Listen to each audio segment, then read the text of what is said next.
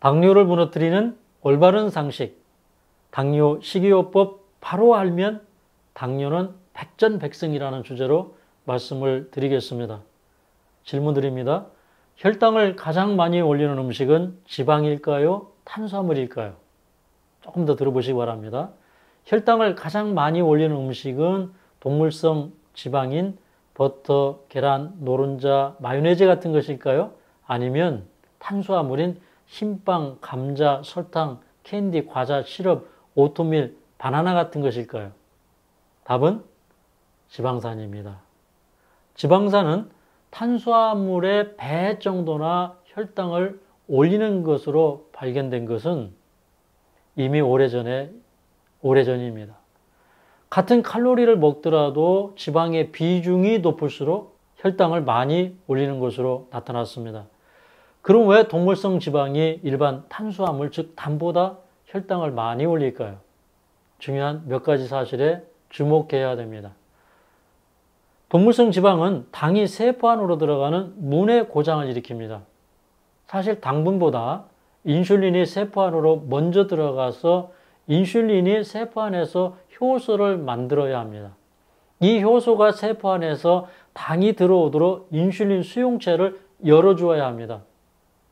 그런데 기껏 효소를 만들었더니 세포에 당이 들어오는 문인 이 인슐린 수용체에 포화지방이 많은 저밀도 콜레스테롤, 초저밀도 콜레스테롤의 산화물질이 쌓여서 이 문이 작동이 잘 안 되는 것입니다. 포화지방이 많은 지질, 다른 말로는 지방의 일종인 저밀도, 초저밀도 콜레스테롤 유리기, 즉 전자를 잃어버린 지방 조각이 세포 내에 산화를 일으키고 인슐린 수용체를 망가뜨리는 것입니다. 지방을 많이 먹거나 지방이 몸에 많이 축적되어서 혈액에 떠다니면 이 혈액에 떠다니는 지방산은 인슐린이 당을 세포 안에 집어넣는 일을 잘 못하게 어렵게 만드는데 이것을 인슐린 저항성이라고 합니다. 실험에서는 기름기가 많은 음식을 먹으면 식후 3시간 안에 인슐린 저항성이 나타납니다. 그래서 160분 동안이나 혈당이 세포 안으로 들어가는데 어려움을 겪습니다. 사실 계속 연구되어 나오는 논문들을 보면 당뇨병을 불러오는 것은 탄수화물보다 지방이 훨씬 더 큰 원인이라는 것입니다. 당이 세포 안으로 들어가지 못하는 가장 큰 이유는 문이 고장나서 그렇고, 문이 고장난 원인은 동물성 지방을 섭취해서 생성된 지방독 때문입니다. 동물성 포화지방은 근육에, 피하지방에, 간에, 췌장에 쌓여서 지방독이 됩니다. 아랫배에 많은 피하지방도 당뇨의 큰 원인이 되지만 근육에 쌓여있는 지방독도 문제가 됩니다.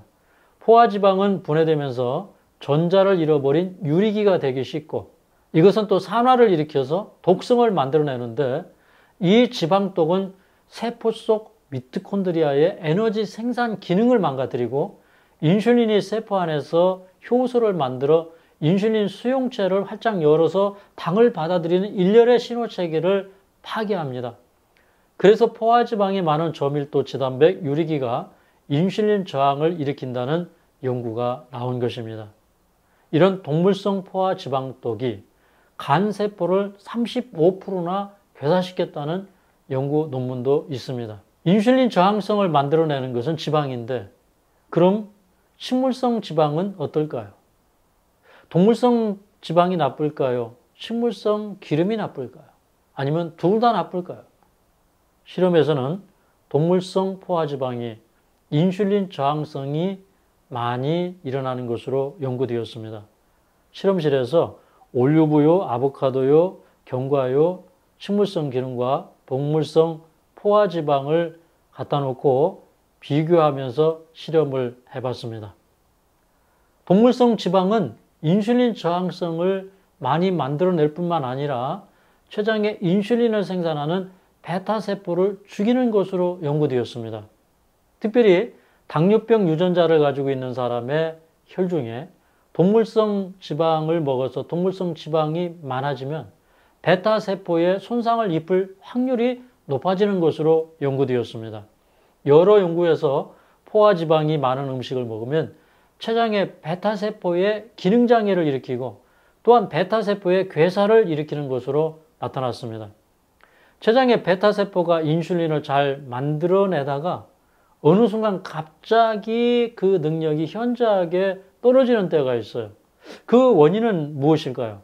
사실 나이가 들어가면서 조금씩 인슐린 저항성이 누구나에게도 보편적으로는 생깁니다. 하지만 췌장에서 조금씩 인슐린을 늘려 생산하기 때문에 크게 문제를 느끼지 못합니다.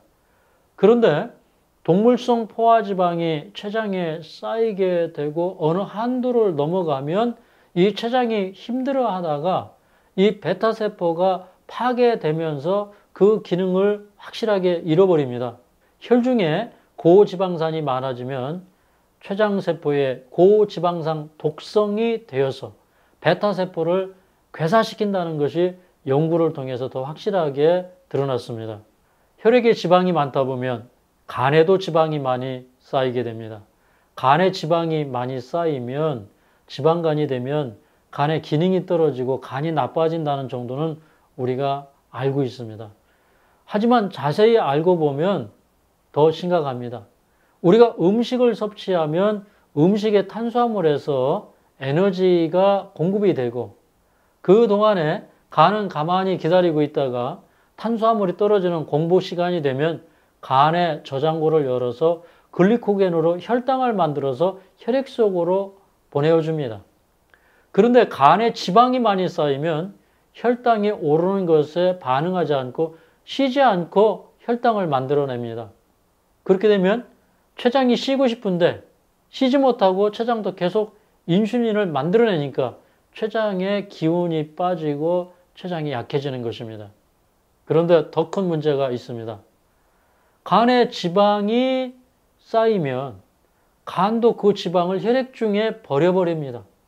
그러면 또 혈액에는 지방이 넘쳐나게 되고 또 남는 지방은 근육이나 뱃살에 피하지방 그리고 췌장에 쌓아두는데 췌장에 쌓아두면 췌장지방이 되는 것입니다. 그러면 지방간이 기능이 떨어지는 것처럼 지방췌장도 기능이 떨어지게 되어 있죠. 육류 속에는 지방도 문제를 일으키지만 육류 속에 햄철도 문제를 일으킵니다. 보통 우리는 식물 속의 철분은 흡수가 잘 안 되니까 동물 속의 철분을 섭취해야 된다고 배워왔습니다. 하지만 식물 속의 햄철도 우리가 필요한 만큼 흡수가 되기 때문에 문제가 없습니다. 육류 속의 철을 왜 햄철이라고 하냐면 육류 속에는 헤모글로빈이 들어있기 때문에 그렇습니다. 그런데 이 햄철은 전자를 잘 잃어버려 유리기가 되기 쉽고 활성산소처럼 돌아다니면서 세포의 유전자를 손상시키는 것으로 연구되었습니다. 그러니까 식물성 철분이 더 좋은 것이죠. 햄철의 세포가 오래 노출되어서 산화 현상이 지속되면 골근육세포에 인슐린 수용체에 염증이 발생합니다. 또한 심혈관계 질환이 발생하고 세포의 인슐린 민감도를 떨어뜨려 당뇨병을 유발시키는 것으로 연구되었습니다. 육류를 가열할 때 발생하는 당화산물도 당뇨의 원인이 됩니다. 대부분의 당뇨 환자가 좋아하는 불고기 종류에는 단과 지방, 단백질이 뭉쳐서 생긴 당화산물이 많습니다. 그런데 이 당화산물이 많은 음식인 BBQ 닭고기, 후라이 베이컨, 브로이 핫도그, 로스트 닭고기, 팬 후라이 스테이크, 오븐 후라이 생선 같은 것들을 당뇨 환자에게 주어서 먹게 했더니 감염 수치가 더 올라가는 것으로 나타났습니다. 그리고 염증이 심해지면서 신부전증이 되는 것도 알아냈습니다. 이래저래 육류는 당뇨에 치명적입니다. 그래서 육류를 적게 먹으면 어떤 일이 일어나는가를 조사해 봤습니다. 16,835명을 11.7년간 추적조사했습니다. 매일 50g의 고기를 먹는 사람은 당뇨병 발병률이 8% 올라갔고 닭가슴살을 먹는 사람은 당뇨병이 더 많이 발생되었습니다. 뭐 별거 아닌데 이렇게 생각하실 수도 있어요. 근데 다른 연구에서는 동물성 포화지방 섭취를 14%에서 8%로 줄였습니다. 우리가 지방만 먹는 것이 아니기 때문에 이제 그 포화지방 섭취를 14%에서 8%로 줄였습니다. 그랬더니 공복 혈당은 18%, 식후 인슐린은 25%가 낮아졌습니다. 이거는 그리고 포화지방 섭취를 20%에서 5%로 줄였더니 공복 시 혈중 인슐린이 26%, 식후 인슐린은 32%나 감소하였습니다. 이것은 아주 현저하게 좋아진 사례입니다. 여러분도 해보시면 거의 비슷한 결과가 나올 것으로 예상됩니다. 포화지방은 인슐린 수용체를 망가뜨리고 인슐린 저항성을 만들어 혈당을 올림과 동시에 사람을 비만하게 합니다. 한 연구에서는 포화지방은 미토콘드리아의 중요한 효소 작용을 억제하는 것으로 연구되었습니다.